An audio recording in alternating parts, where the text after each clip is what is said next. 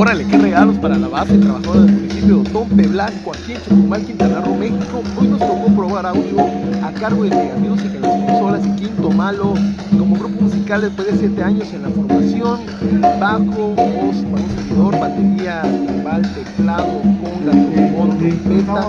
Aquí estamos trabajando desde hace 7 años, bendito Dios, gracias por la confianza para toda la gente que nos sigue y nos apoya en nuestra música. Aquí hay sistemas en Sennheiser, voz y bajo que utilicé para este evento.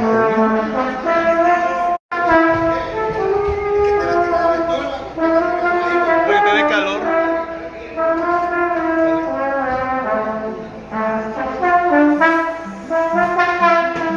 Estamos en la probadera de audio aquí con la banda.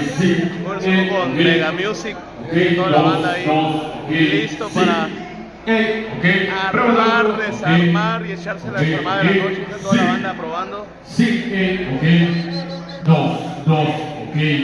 Están rifando un comedor de madera. Comedor de madera, llévele también en la rifa.